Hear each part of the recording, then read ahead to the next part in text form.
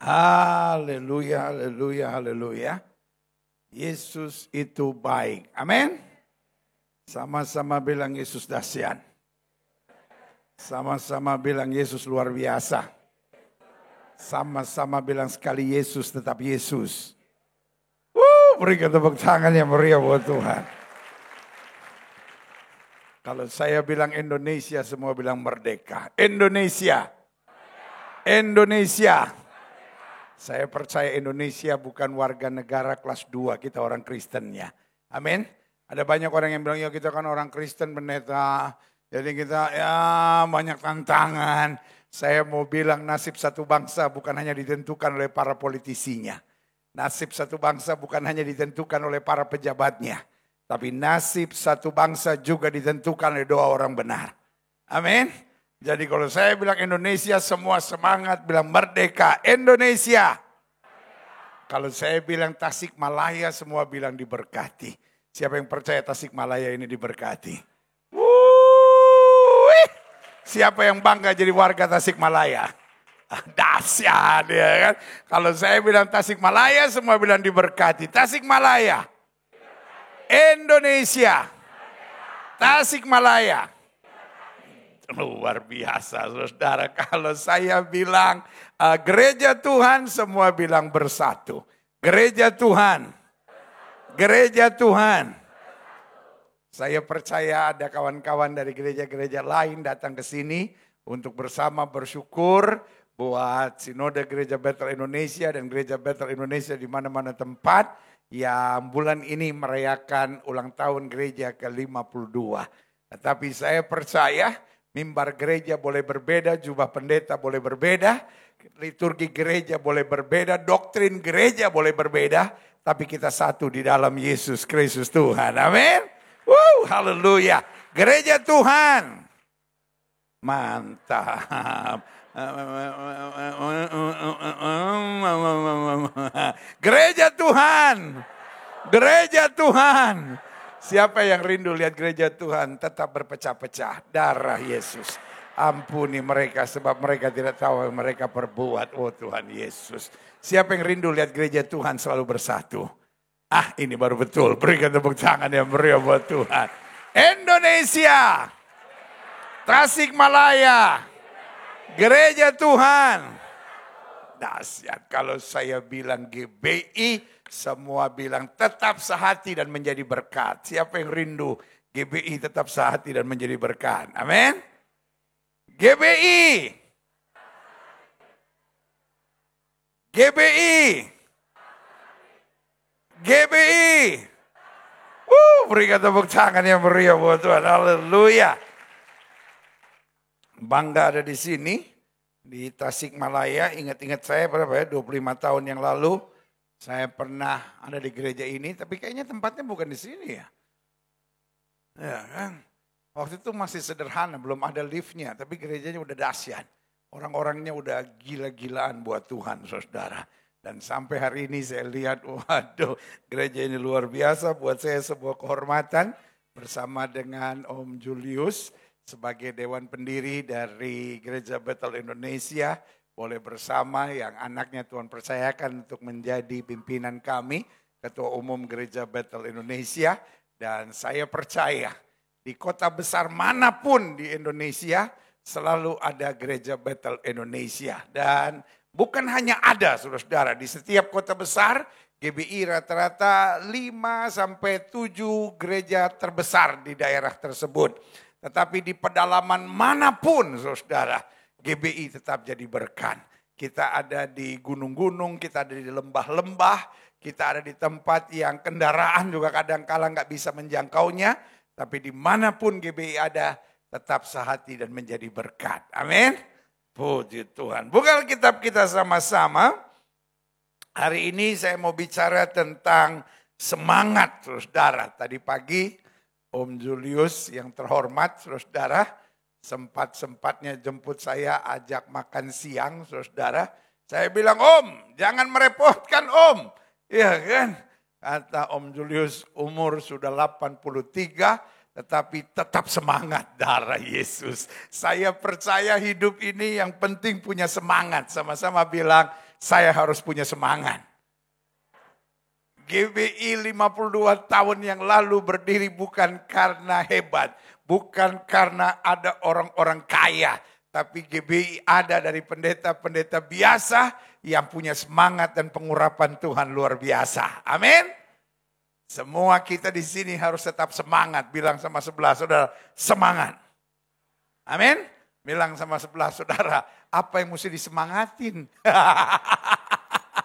Ada orang-orang yang kadang-kadang bilang gini, pendeta apa yang mau disemangatin? Masalah hidup bertubi-tubi. Tapi hari ini saya mau bilang, selama kita masih punya semangat, kita masih punya iman.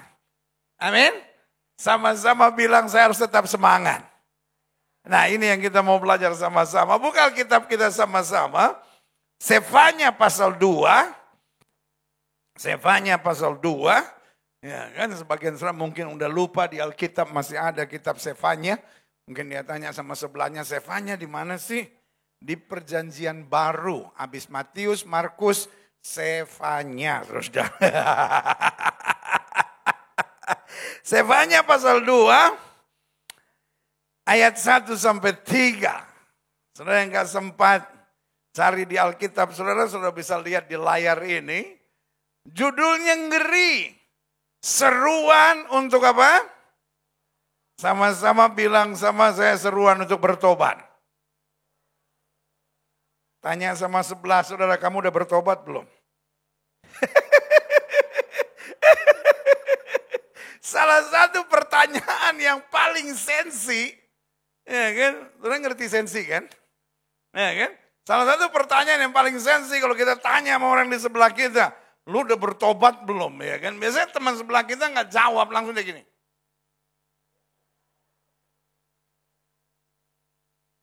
Kenapa lu udah suci ya? Ayat ini bilang seruan untuk apa? Bertobat. Nah, dikatakan di sini begini, bersemangatlah dan berkumpullah hai bangsa yang apa? Acuh. Acuh. Ayat ini tidak bicara tentang perzinahan. Ayat ini tidak bicara tentang penyembahan berhala. Ayat ini tidak bicara tentang kejahatan-kejahatan yang olehnya selama ini kita pikir ini orang-orang harus bertobat. Tapi ayat ini bilang apa? Bersemangatlah dan berkumpullah hai bangsa yang apa? Acuh. Berarti orang yang tidak bersemangat harus bertobat. Ini kalau sebelum COVID saya ngomong begini nih pasti ada jemaat yang bilang amin. Tapi biasa kan udah kena COVID, otak agak goyang sedikit. Napas agak sesak. Pakai masker.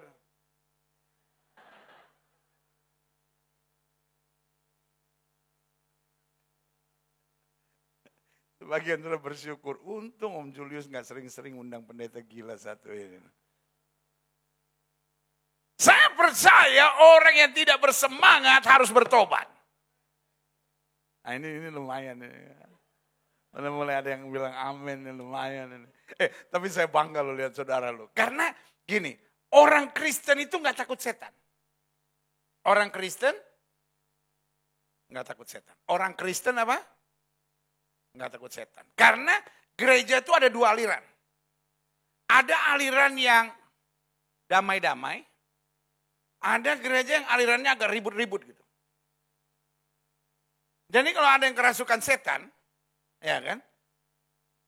Gereja yang damai-damai ini, HKBP, GKI, GPIB, ada yang kerasukan setan, dia panggil pendeta, pendeta berdoa. Bapa di sorga, saudara kami ini diserang setan-setan. Kirimlah pasukan malaikatmu untuk menghancurkan setan-setan ini. Amin. Setannya lari nggak? Wah, belum pernah ditempeleng pendeta KBP, saudara. Setannya lari. Karena bukan caranya, tetapi nama Yesusnya. Amin. Tapi ada tempo. Maksudnya orang yang kerasukan setan gak langsung keluar. Enggak gitu. Ya, pakai didem dulu. Gitu ya. Tapi nanti tunggu waktu dia keluar gitu ya. Tapi kalau kita ini, GBI ini, nggak pakai panggil pendeta lagi kalau ada yang kerasukan setan. Kalau ada orang GBI di situ, langsung dia tunjuk, setan dengar. Astaga, orang yang kerasukan setan mikir, salah masuk ini ya. Langsung dia ajarkan, setan aku patahkan. Wih pendeta, GBI nggak usah pendeta, jemaatnya aja bisa usir setan. 52 tahun udah saudara-saudara ya kan. 52 tahun kerjaan GBI usir setan saudara ya kan. Setan dengar. Aku patahkan. Kuasa Tuhan luar biasa. Patah langsung. Ya. Aku ikat. Terikat. Aku hancurkan. Begitu gaya GBI kalau doa usir setan pasti begitu. Semua GBI begitu. Aku patahkan. Aku ikat. Aku hancurkan. Aku usir keluar. Sampai setannya bilang, so ancur.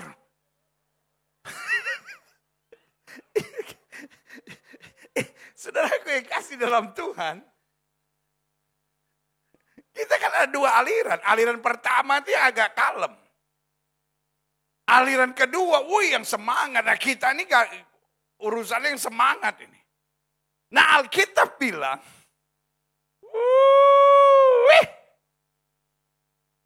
bersemangatlah hai bangsa yang apa?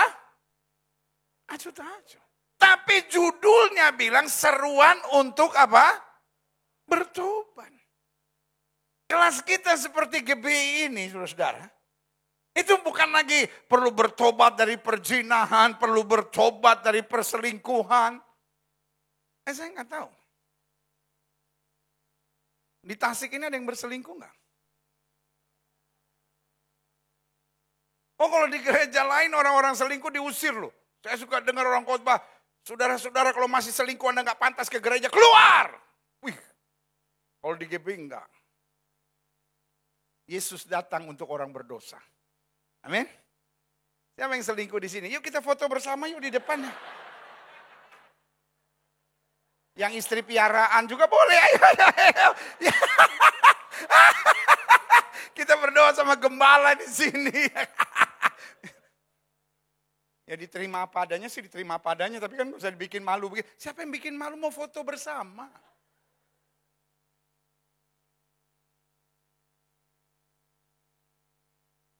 Jadi ayat ini mengingatkan kepada kita. Bersemangatlah hai bangsa yang apa? Acuh-acuh. Berarti kesimpulan saya, orang yang tidak bersemangat perlu bertobat. Setan gak peduli tahu saudara ke gereja, setan gak peduli tahu saudara berdoa, setan gak peduli tahu saudara penuh Roh Kudus, sejauh engkau kehilangan semangat. Ayat ini bilang bersemangatlah dan berkumpullah bangsa yang acuh-acuh. Perhatikan apa akibatnya kalau kita gak semangat. Sebelum kamu dikatakan apa? Dihalau seperti sekam yang tertiup. Sebelum datang ke atasmu apa? Murka Tuhan yang bernyala-nyala itu sebelum datang ke atasmu apa? Hari kemurkaan Tuhan. Ayat 3 diingatkan. Kenapa orang tidak semangat? Ayat ini bilang, carilah Tuhan. Hai semua orang yang apa? Rendah hati. Artinya apa? Orang kalau rendah hati menyadari something is wrong with me. Orang-orang yang sombong akan selalu bilang orang lain yang salah. Ya tapi kan saya begini pendeta gara-gara suami saya pendeta. Suami saya itu bikin saya liar gitu pendeta. Pak. Loh ini kebaktian ibu-ibu tuh.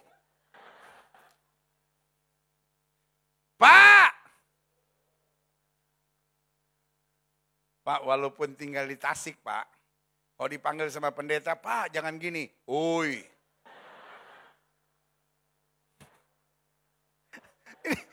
Ini kan gereja modern gitu, Pak.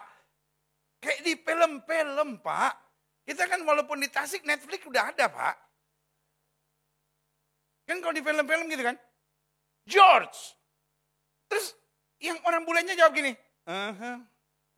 Gitu Pak, jadi kalau dipanggil, Pak jawab gini. Nah, iya. Ini Wali Tasik tapi gembala saudara lulusan Amerika saudara. Jangan main-main apa sih ya kan. Pak.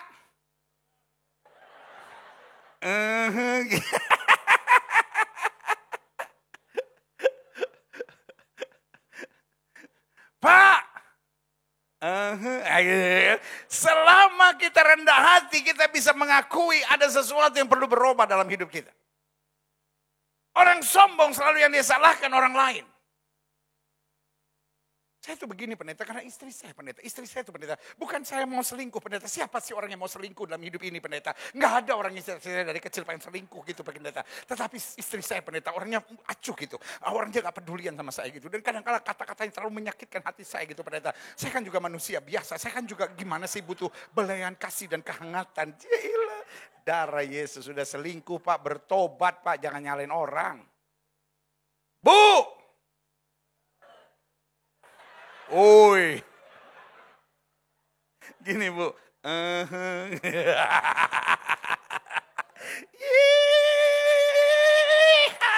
Yeah.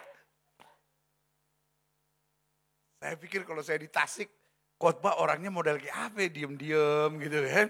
Kan orang Sunda gitu kan kadang-kadang kan. Adik kemana gitu ya kan. Orang Sunda kalau doa aja susah, malaikat nungguinnya lama. Tuhan, ku datang.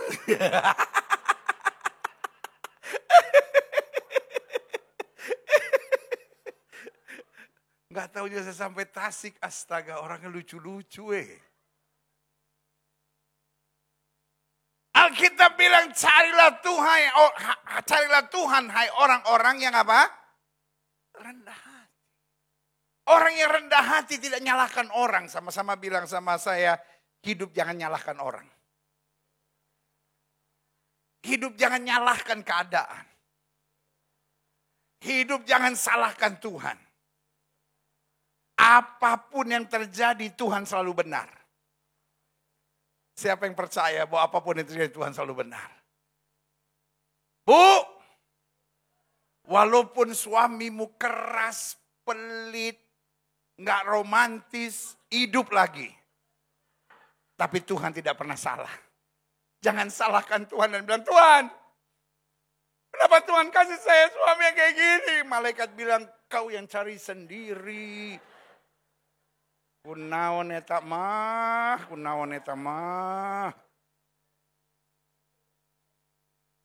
Pak, jangan salahkan Tuhan. Kalau kau punya istri yang cerewet, curigaan, dan istri udah kayak reserse gitu, apa jadi periksa apa dia, apa jadi tanyain. Sampai kita bilang, perasaan gue gak kawin sama polwan, kenapa kelakuannya kayak polwan begini ya?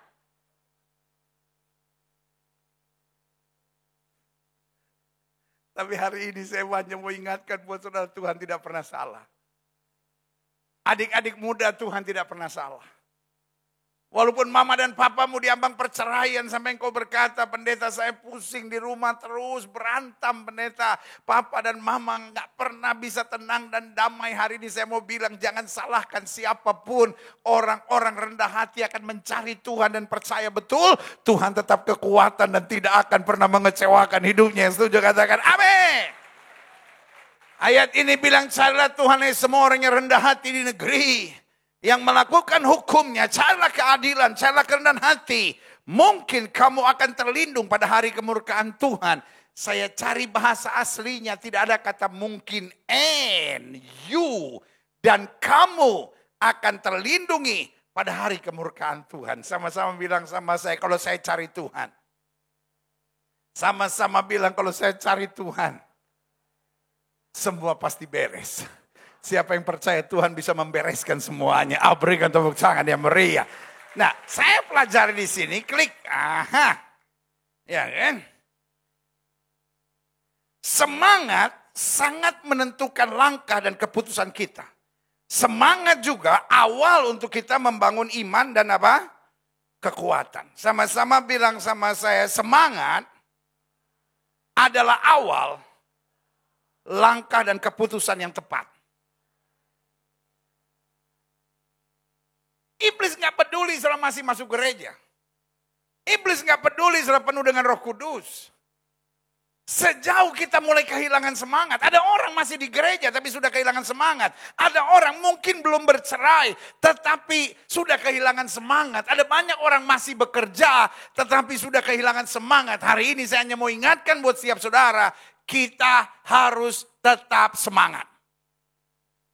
We are not living in Eden yet. Kita belum tiba di sorga. Artinya apa? Badai masih tetap harus kita hadapi. Angin ribut masih tetap harus kita lewati. Masa-masa yang sukar tetap harus kita jalani. Tetapi Tuhan berjanji tidak pernah Dia tinggalkan dan permalukan kita.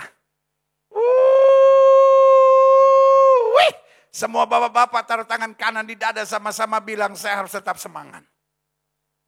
Semua ibu-ibu taruh tangan kananmu di dada sama-sama bilang saya harus tetap semangat. Adik-adik muda taruh tangan kananmu di dada sama-sama bilang saya harus tetap semangat.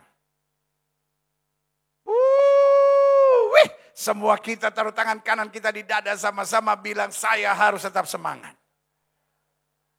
Karena semangat menentukan langkah kita. Semangat menentukan apa? Keputusan kita. Alkitab saya bicara tentang seorang wanita yang 12 tahun pendarahan. Saudara gue yang kasih dalam Tuhan. Hartanya habis. Tapi semangatnya tidak pernah habis. Dia nggak jadi orang yang putus asa melihat Yesus lewat dan berkata, oh Yesus lewat. Dia bisa menyembuhkan saya itu kalau dia mau. No. Ayat ini bilang she is crawling. Artinya dia merangkak. Kenapa dia merangkak? He cannot stand anymore. Dia nggak bisa berdiri lagi. Tetapi dia masih tetap punya semangat. Dia bilang, asal ku jamah jubahnya aku sembuh. Pertanyaan saya, is it easy for him to touch his garment? Gampangkah buat dia untuk menjamah ujung jubah Yesus? Izinkan saya menjawabnya. That is not an easy way. Bukan jalan yang mudah. She is crawling sementara dia merangkak. Mungkin ada yang tendang dia, ada yang injek dia tanpa sengaja. Tetapi she just doesn't care. Dia tidak mau biarkan hal-hal yang menyakitkan itu mengintimidasi hidupnya. Dia tidak mau biarkan pikiran negatif menguasai jiwanya. Dia tidak mau biarkan hal-hal yang akhirnya menghambat dia untuk melihat mujizat, menghambat jalan dia. Dia tetap percaya asal ku jamah jubahnya aku sembuh. Dia ambil keputusan, dia ambil langkah, dia tetap punya semangat. Sampai kapan semangat itu ada? Sampai dia pegang ujung jubah Yesus. Dan Alkitab berkata seketika itu juga berhentilah pendarahannya. Berikan tepuk tangan yang meriah buat Tuhan. Sama-sama bilang sama saya, selama saya masih punya semangat, saya pasti lihat mujizat. Berikan tepuk tangan yang meriah buat Tuhan. Nah selanjutnya saya pelajari, klik. Semangat apa yang harus kita miliki? Di sini saya catat beberapa hal. Yang pertama, semangat untuk mengadakan perubahan. Sama-sama bilang sama saya, perubahan tidak terjadi dengan sendirinya. Sama-sama bilang sama saya, perubahan membutuhkan semangat. Karena dalam hidup ini ada aksioma, dalam hidup ini ada sebuah hukum. Kalau kita mengerjakan yang sama, kita akan mendapatkan hasil yang sama juga. Halo? Kalau kita mengerjakan hal yang sama, kita akan mendapatkan hasil yang sama. Bu, kalau ibu tetap cerewet, jangankan suami. Burung perkutut aja mau mati, Bu. Pak, kalau Bapak tetap pelit, kepala batu, egois, Jangankan istri, Pak. Kucing aja di rumah muntah-muntah, Pak. Enek.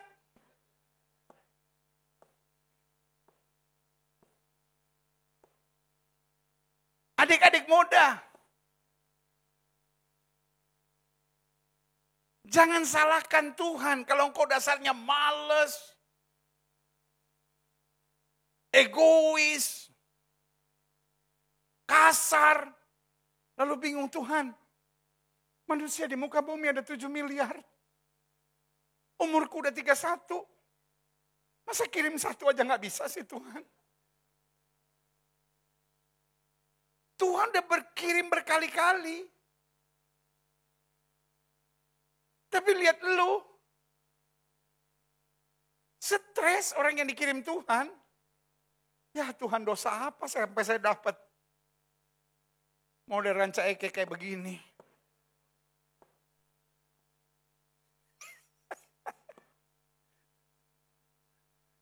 Sama-sama bilang sama saya, stop nyalahin keadaan. Sama-sama bilang sama saya, semangat untuk berubah. Hidup ini bukan semangat untuk merubah orang lain. Dunia ini senangnya ngeritik orang, nyerang orang, jatuhin orang. Bilang sama sebelah saudara, punya cermin gak di rumah? Ngaca. Bu, suami gak pulang, gak usah salahkan setan. Tuhan, suami saya gak pulang-pulang. Semua setan yang mengganggu dia aku patahkan. Setannya bilang, bukan gua, mulutmu tuh mulutmu.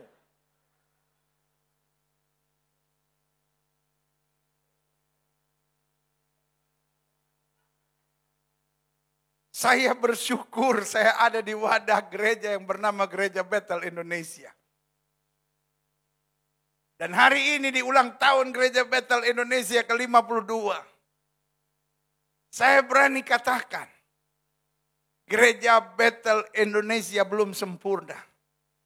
Kalau ada pejabat-pejabatnya yang kecewa, izinkan saya dengan segala kerendahan hati mewakili ketua umum dan mewakili seluruh pengerja, mewakili seluruh badan pekerja pusat Gereja Bethel Indonesia menyampaikan maaf. Karena memang Gereja Bethel Indonesia belum sempurna. Tapi satu yang kita selalu pastikan, kita selalu siap berubah. Kita siap menerima kritik. Gereja Bethel Indonesia bukan anti kritik.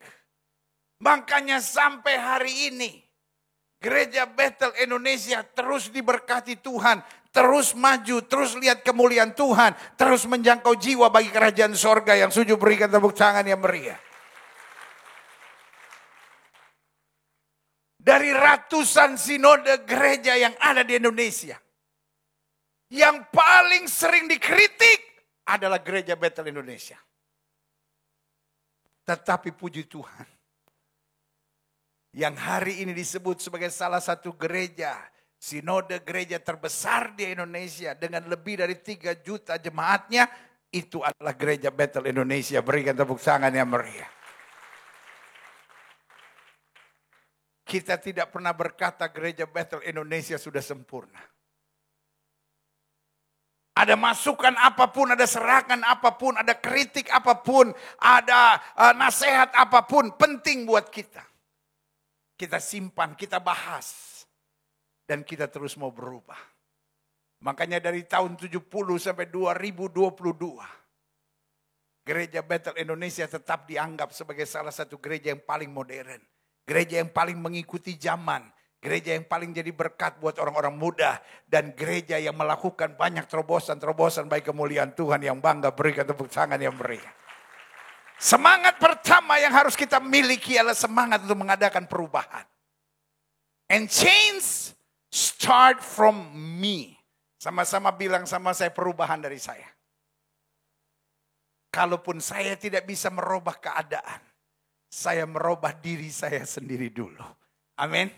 Dan waktu saya rubah diri saya percaya pada saat yang bersamaan semua keadaannya pasti berubah. Berikan tepuk tangan yang meriah. Yang kedua, perubahan apa? Semangat apa yang harus kita miliki? Semangat untuk menghadapi tantangan. Sama-sama bilang sama saya, tantangan jangan dihindari. Sama-sama bilang sama saya, tantangan jangan dihindari. Adik-adik muda bilang sama saya, tantangan jangan saya hindari. Bapak-bapak bilang sama saya, tantangan tidak boleh saya hindari. Ibu-ibu bilang sama saya, tantangan jangan saya hindari. Semua kita di gereja ini yang luar biasa sama-sama bilang tantangan tidak boleh saya hindari. Kita belum tiba di surga. Kita masih menghadapi tantangan. Tetapi ayat Alkitab bilang apa? Roh di dalam kita lebih besar dari roh yang alam dunia ini. Ketika Goliat memaki-maki bangsa Israel, bahkan Saul yang sebahu lebih tinggi daripada umat Israel kebanyakan, tidak berani berbuat apa-apa, semua menghindar. Tapi ada seorang anak muda biasa, dia tidak lebih kaya dari Goliat, dia tidak lebih hebat dari Goliat, dia tidak lebih berpengalaman dari Goliat, dia tidak memiliki senjata yang lebih lengkap dari Goliat, tapi dia punya semangat untuk menghadapi tantangan. Dia menghadapinya, dia coba dengan baju perangnya Saul, tapi tidak masuk karena terlalu besar. Dia coba dengan senjatanya Saul, juga tidak bisa dia pergunakan karena terlalu besar. Dia pergi ke sungai, dia ambil 5 batu licin. Dengan kesederhanaannya dia hadapi tantangan. Lalu kemudian dia mulai lihat Goliat. Goliat lihat dia, maki dia dan bilang, anjingkah aku sampai kau datangi aku dengan batu seperti itu. Dia tidak gentar sedikit pun. Mungkin saya pikir air matanya mengalir karena disakiti, karena dihina, karena dilukai. Tetapi itu tidak menyurutkan semangatnya. Dia berdiri tegak dan dia berkata, engkau boleh mendatangi aku dengan pedang, tombak dan lembing, tapi aku datangi engkau dengan nama Tuhan semesta alam. Dengan bangga dia katakan, hari ini juga aku menyerahkan mayatmu kepada burung-burung di udara, supaya seluruh bumi tahu bahwa Israel mempunyai Allah, dan Allah menyelamatkan tanpa pedang. Berikan tepuk tangan yang meriah buat Tuhan. Sama-sama bilang sama saya dilahirkan untuk menjadi pemenang. Sama-sama bilang, saya dilahirkan untuk menjadi pemenang. I am born to be winners. Saya dilahirkan untuk menjadi pemenang. Jangan pernah bilang, aduh pendeta, kayaknya saya udah gak sanggup pendeta. Saya menghadapi tantangan bertubi-tubi. Saya menghadapi masalah dari kiri, kanan, depan, belakang, atas, bawah. Sebagai manusia yang percaya kepada Tuhan, saya cuma bilang, Tuhan, saya gak kuat. Saudaraku, iblis senang kalau kita menyerah. Tapi selama kita punya semangat, kita hadapi tantangan. Alkitab bilang, 1000 boleh rebah di sisi kirimu, 10.000 boleh rebah di sisi kananmu, itu tidak akan menimpamu. Berikan tepuk tangan yang meriah buat Tuhan. Haleluya. Yang ketiga, semangat apa yang harus kita miliki? Semangat untuk meraih kemajuan dan peningkatan. In every problem, there is always message of God. Di balik setiap masalah kita, selalu ada pesan Tuhan.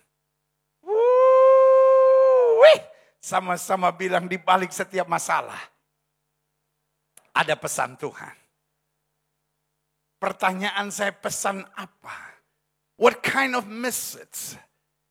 Yaitu pesan untuk kita makin maju dan makin meningkat dalam Tuhan. Amin. Sama-sama bilang sama saya, problem is good. Sama-sama bilang, masalah itu baik. Mungkin saudara menatap saya dan berkata, mungkin buat pendeta kali baik. Buat saya pendeta udah terlalu banyak. Udah terlalu banyak.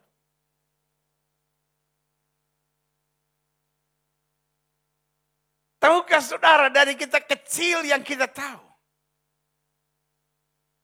selesai ujian, kalau kita lulus, yang ada selalu peningkatan. Kita lulus ujian SD. Nggak mungkin kita tetap jadi SD. Langsung kita jadi SMP. Kita ujian SMP. Kalau kita lulus, kita langsung masuk apa SMA. Jangan pernah berdoa, ya Tuhan, saya nggak mau ikut ujian. Kalau engkau tidak mau ikut ujian, artinya engkau hanya TK. Karena sampai sejauh ini saya jadi pendeta belum pernah Saya mendoakan seorang ibu yang menangis dan ketika saya tanya, ibu kenapa ibu menangis?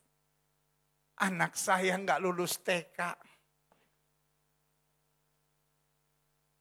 Ada di sini yang pernah nggak lulus TK?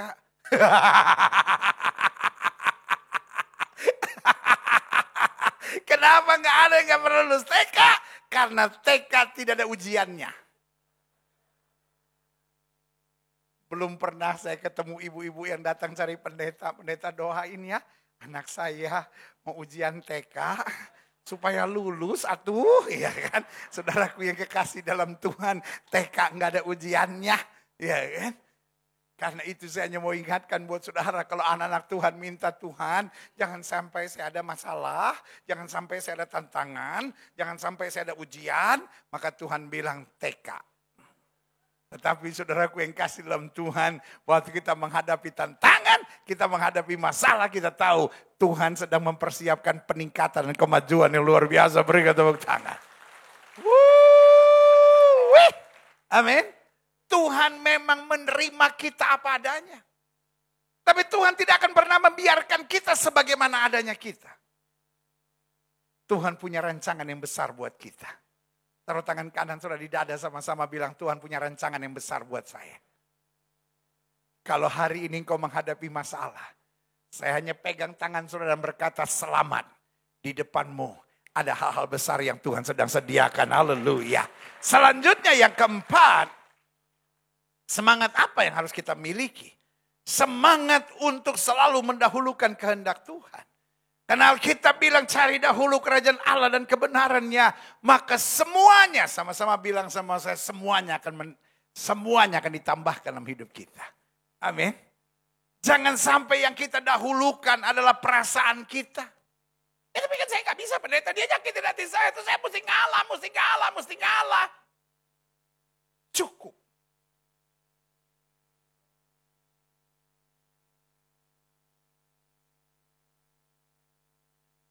Satu kali Petrus tangkap ikan and catch nothing. Satu kali Petrus tangkap ikan dan gak dapat apa-apa. Dan saudara tahu, orang kalau nangkap ikan itu di malam hari.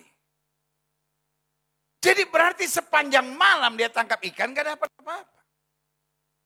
Soal Alkitab berkata dia membersihkan jala. Padahal buat apa membersihkan jala? Orang nangkap ikan aja gak ada. Itu cuman cari alasan. Kenapa? Karena sepanjang malam dia gak pulang, gak nangkap ikan. Dia lagi nyari alasan, dia pulang ketemu istri ngomong apa. Karena lebih mending menghadapi penyidik daripada menghadapi istri. Kalau ada masalah, gak usah ketawa bu, sadar kembali ke jalan yang lurus. Makanya Pak, saran saya sebagai pendeta, jangan pernah bohong sama istri. Karena kalau bohong sama istri, ditanyainnya susah nyambungin ceritanya Pak. Dia buat pertanyaan-pertanyaan yang kita nggak pernah mikir sebelumnya. Ini bagaimana? Nah ini kenapa begini? Nah waktu itu kamu lagi di mana? Terus sama siapa aja? Nah waktu itu jam berapa? Terus kamu makannya di mana? Dan kalau orang bohong kan susah nyambung-nyambung ceritanya. Jadi ada ibu-ibu yang ngeliatin saya. Ini pasti nih yang suka bikin suaminya tertekan. Petrus.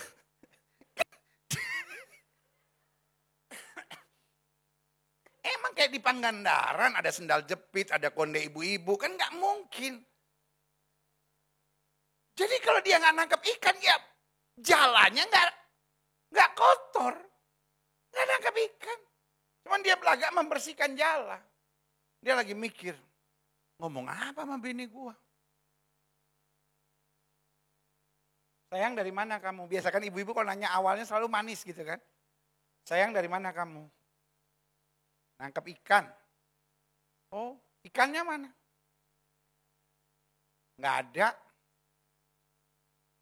Jadi kamu dari mana? Nangkep ikan. Terus ikannya mana?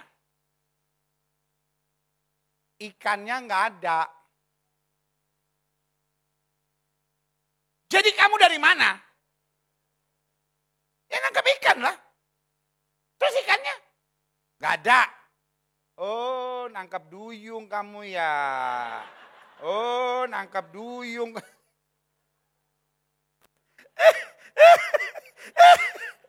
Jadi dia mikir juga gua bilang apa ya?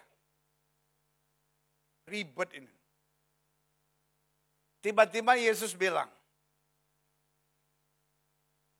tolakkan perahumu ke tempat yang dalam. Dasar orang Yahudi, kan dia belum bertobat ini. Pikiran saya, pasti dia ingat ini. Kalau orang Korea begini nih, sarangyo, ya. Kalau orang Cina begini, cuan, lain lagi lah. Oh, orang Cina lain sama orang Korea. Orang Korea kalau begini, sarangyo. Cina, bayarlah, ya kan. Hanya cuan, ya kan. Enak aja, sudah jatuh sarangyo, kata orang Cina.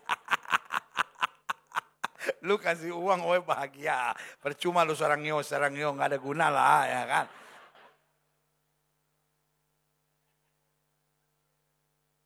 Makanya saya suka lihat kan kalau ibu-ibu foto. Saya udah tahu kalau asli Sunda ini begini sarangeo ini. Kalau ada Cinanya cuan. Dia bilang sama lakinya, lu jangan cuma sarangeo. Mana, ya kan. Jadi ini Petrus, kan dia belum bertobat tuh. Jadi waktu Yesus bilang, kan Yesus sudah mulai, kemanapun dia pergi orang udah mulai banyak kan. Jadi waktu dia bilang tolakkan perahumu ke tempat yang dalam, langsung otaknya, lumayan lah inilah, adalah uang sewanya lah gitu kan. Dia selesai ngajar, dia dengar-dengar, aduh ngajar agama lagi. Mau nagih gak enak. Iya kan agama ya kan. Gak enak nih, aduh gimana, mudah-mudahan dia sadar sendirilah, ada PK sedikit lah gitu kan. Ongkos minjem perahu gitu kan. Tiba-tiba dia bilang, tolakkan perahumu ke tempat yang dalam. Aduh, apa pula lagi yang dia mau lakukan ini. Tiba-tiba dia bilang, jadi selalu ingat dulu, Yesus itu kira-kira 30 kilometer dari lokasi danau itu. Sementara Petrus, ya kan, lahir dan besar di danau itu. He is the expert. He know everything about the lake. Dia tahu segala macam tentang danau itu. Bahkan kalau Petrus mulai berlayar, itu karang-karang, rumput-rumput di situ. Semua bilang, Petrus, selamat pagi. Semua sudah kenal sama dia itu. Itu kalau lagi banyak ikan, semua bilang, om, saya om. Tiba-tiba Yesus bilang gini sama Petrus, tebarkan jalamu ke sebelah kanan perahu. Sebetulnya Petrus nyindir loh. Dia bilang gini, guru, sepanjang malam aku tangkap ikan and catch nothing. Saudara tahu nggak apa artinya? Guru, I'm the expert. Sepanjang malam aku tangkap ikan. Ini bukan soal kanan, kiri, depan, belakang, atas, bawah, muter, semua juga udah. The problem is not about left or right, but the problem at this lake there is no fish at all. Sepanjang malam aku tangkap ikan and catch nothing. Tiba-tiba dia ingat sama siapa dia bicara. Ada kalimat luar biasa yang dia bilang. Tapi karena engkau menyuruhnya. Dengan lain kata, I know I'm the expert. Aku tahu aku ahlinya. But you are God. Kamu yang empunya segala kuasa. Karena engkau menyuruhnya. Aku akan melakukan juga. Bisa enggak hari ini kita ngomong hal yang sama? Tuhan secara manusia saya sakit hati banget loh. Tuhan secara manusia saya kecewa banget loh. Tuhan secara manusia saya down banget gitu. Tuhan secara manusia saya ngerasa udah gak ada jalan sama sekali. Tapi karena engkau menyuruhnya, aku tetap percaya bagi Tuhan tidak ada perkara yang mustahil. Berikan tepuk tangan yang meriah. Bu, jangan dahulukan perasaan. Pak, jangan dahulukan perhitungan logika. Anak-anak muda jangan pernah merasa, ya tapi ini kan gak adil. Selama engkau dahulukan apa yang Tuhan mau, engkau kagum melihat bagaimana Tuhan bertindak dan menyatakan kemuliaan-Mu. Haleluya. Selanjutnya saya pelajari. Iya kan? Kita harus membangkitkan semangat. Pertanyaannya. Ya tapi kalau situasinya mencekam. Situasinya begitu mengecewakan. Gimana saya bisa bangkitkan semangat? Yang pertama saya pelajari. Semangat saya akan bangkit. Jika kita sadari dan merasakan kebaikan Tuhan. Kita bersyukur. GBI sekarang sudah menuju pada 10.000 jemaat. Maksud 10.000 gereja baik besar maupun kecil. Karena sekarang udah 7.000 lebih saudara-saudara. Dan kita harapkan di tahun ini, sebelum periode ini berakhir, kita mencapai 10.000 jemaat. Nah saudaraku yang kasih dalam Tuhan. Tapi di awal-awal, saya percaya para pendiri Gereja Bethel Indonesia pasti menghadapi badai-badai besar. Dan GBI lahir bukan karena ada orang kaya yang mensponsorinya. GBI lahir karena ada pendeta-pendeta yang cinta Yesus dengan semangat yang menyala-nyala. Ingin menangkan jiwa-jiwa baik kerajaan sorga. Ingin menanam gereja di mana-mana yang Tuhan percayakan.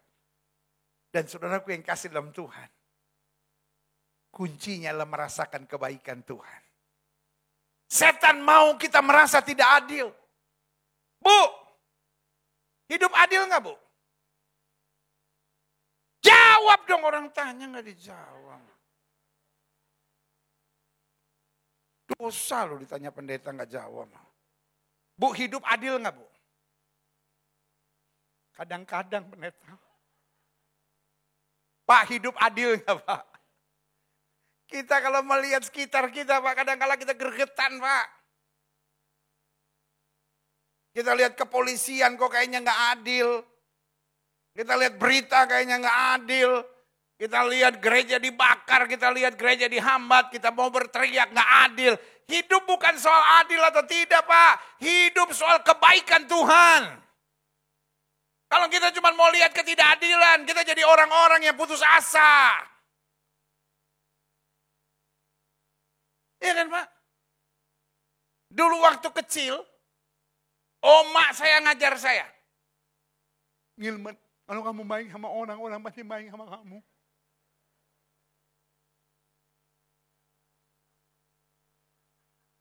Ih, oma-oma.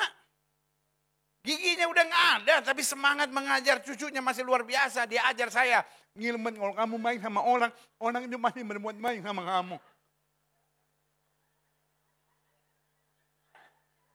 Kenapa saudara ketawa? Oma saudara ngajar apa? Oma saudara. Ini gak pernah kenal omaknya. Habis ada ibu-ibu kata, gak pernah ketemu omaknya. Saudara pernah gak diajar omak saudara? Kalau kamu buat baik sama orang, orang pasti buat baik sama kamu. Betul gak? Iya kan? Terus sekarang saya mau tanya sama saudara.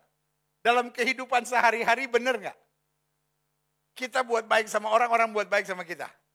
Kadang-kadang. Kadang-kadang kita udah buat baik sama orang. Ada ibu-ibu bilang sama saya, pendeta, saya sakit banget, saya udah malas ke gereja pendeta. Saya tanya kenapa bu? Pendeta, saya punya teman, orang pelayanan, orang gereja pendeta. Dia susah, saya tolong pendeta. Tiba-tiba dia yang bawa lari suami saya pendeta. Saya sakit banget loh pendeta. Kalau ngomong haleluya, haleluya, haleluya. Orang gereja juga kadang-kala pendeta. Muka nabi kelakuan setan benar-benar pendeta. Ada ibu-ibu lihatin saya gini. Jangan-jangan lakinya dibawa lari temennya juga.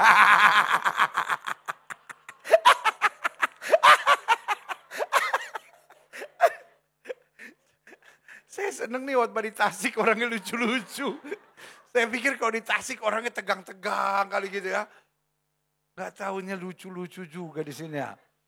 Rupanya orang setasik yang lucu kumpul di gereja Bethel di sini. Saya dengar teman saya khotbah di gereja lain kata, oh khotbah di Tasik mah berat. Orangnya susah respons, nggak ada yang suka ketawa, semua susah gitu. Yang di gereja lain kali pada liar, di sini mah semangat. Saudara gue kasih dalam Tuhan.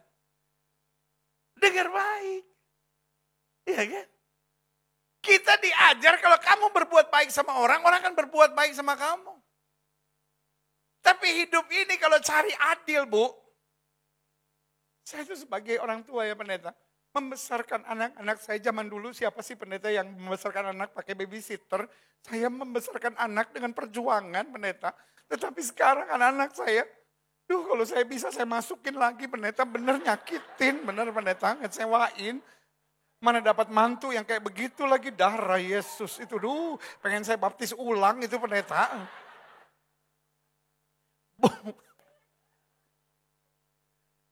Hidup ini akan menyakitkan kalau kita hanya mau lihat segala ketidakadilan. Tapi kalau kita merasakan kebaikan Tuhan. Daud berkata, aku bersyukur kepada Tuhan sebab dia baik. Bahwasanya untuk selama-lamanya kasih setianya, haleluya. Kita boleh disakiti tapi yang kita rasakan tetap kebaikan Tuhan. Kita boleh dikecewakan, kita boleh dilukai. Tapi yang kita rasakan tetap kebaikan Tuhan. Yang setuju sama saya angkat tangan kanan dan bilang saya rasakan kebaikan Tuhan. Sama-sama bilang saya rasakan kebaikan Tuhan. Makanya Daud bisa bilang, aku bersyukur kepada Tuhan sebab dia baik. Dia berkata kejadianku dahsyat dan ajaib dan jiwaku benar-benar menyadarinya. Kalau kita hanya rasakan masalah, kita hanya rasakan ketidakadilan, kita hanya rasakan kecurangan, kita hanya rasakan kepahitan, maka hidup jadi berat. Tapi waktu kita rasakan kebaikan Tuhan, Daud berkata singa-singa muda boleh merana kelaparan, tetapi orang yang berharap kepada Tuhan tidak pernah kekurangan sesuatu yang baik. Berikan tepuk tangan. Yang kedua, kita harus membangkitkan semangat, yaitu jika kita sadari panggilan Tuhan dalam kehidupan kita. Sama-sama bilang yang pilih dan panggil saya adalah Tuhan. Sama-sama bilang yang pilih dan panggil saya adalah Tuhan. Kalau saya menyadari yang pilih dan panggil saya adalah Tuhan, saya nggak mau tahu siapa yang memfitnah saya nggak mau tahu siapa yang mencurangi saya nggak mau tahu siapa yang jahatin saya, karena yang pilih dan panggil saya adalah Tuhan, yang bela saya adalah Tuhan, yang pimpin saya adalah Tuhan, yang bawa saya dari kemenangan lepas pada kemenangan adalah Tuhan yang sama. Yang pilih dan panggil Musa adalah Tuhan. Yang menyerang, yang menghambat, yang menyusahkan dia adalah Firaun. Firaun boleh lebih kuat. Firaun boleh lebih hebat. Firaun boleh lebih punya kuasa. Tapi yang pilih dan panggil Musa adalah Tuhan. Yang setuju sama saya taruh tangan kananmu di dada dan bilang yang pilih dan panggil saya adalah Tuhan. Adik-adik muda, saya nggak mau tahu badai apa yang sedang kau hadapi. Tapi yang selama yang pilih dan panggil engkau adalah Tuhan. Engkau jalan terus. Karena Alkitab bilang umat yang mengenal Allahnya akan tetap kuat dan bertindak. Berikan tepuk tangan yang meriah. Yang ketiga. Di dalam syukur KKR HUT ulang tahun Gereja Bethel Indonesia yang ke-52 ini. Biarlah kita tahu pesan Tuhan buat setiap kita. Apapun yang terjadi kita harus semangat. Kawan-kawan yang terlibat dalam pelayanan semangat. Adik-adik muda yang sedang membangun karir dan meniti masa depan. Jangan bilang ya saya orang susah, saya orang menderita. No, di dalam diri saya ada roh Allah. Saya harus semangat dan saya akan melihat janji Tuhan luar biasa. Saudara-saudara yang sedang usaha jangan bilang wah pendeta setelah COVID ini badai besar menimpa usaha, ekonomi sekarang kurang bagus. Tetap semangat, yang pilih kita adalah Tuhan. Amin. Semua orang bilang 2023 badai ekonomi besar akan terjadi. Tetapi sebagai hamba Tuhan saya hanya mau ingatkan, mau ada badai sebesar apa kita udah lewati. Dunia belum pernah lewati 98 kan. Kita udah lewati semuanya. Bayangkan Dari dolar 2.000 tiba-tiba naik 16.000 saudara. Kita sudah lewati semuanya dan kita hanya tetap percaya selama Tuhan yang pegang tangan kita, kita lebih daripada orang-orang yang menang. Jangan ucapkan hal-hal yang negatif, semangat. Setiap pagi bangun bilang hari ini hari berkat, hari ini hari mujizat, hari ini hari yang baik, hari ini saya akan mengalami berkat dan mujizat Tuhan yang luar biasa, haleluya, amin. Yang ketiga, kita harus membangkitkan semangat. Yaitu jika kita sadari yang kita tabur tidak akan sia-sia.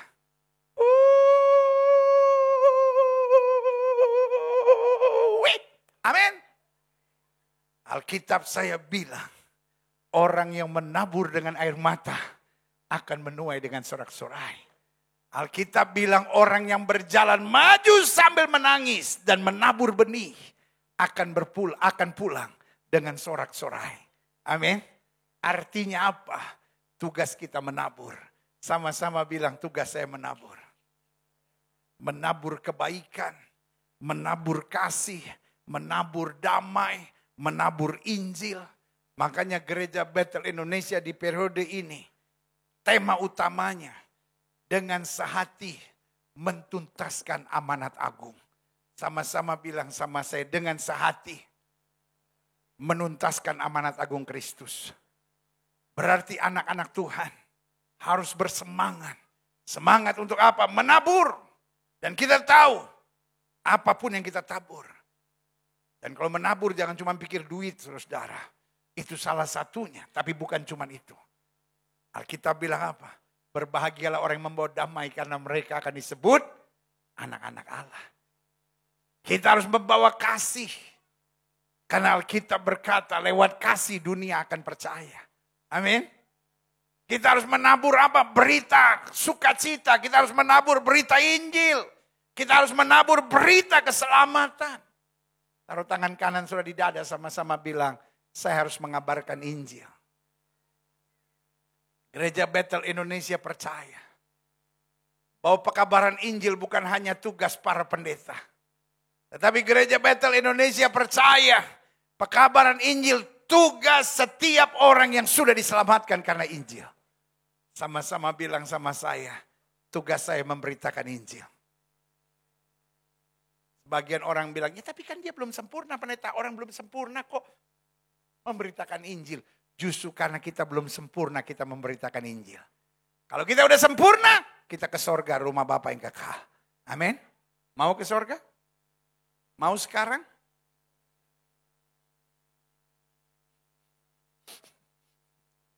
Masih banyak kerja.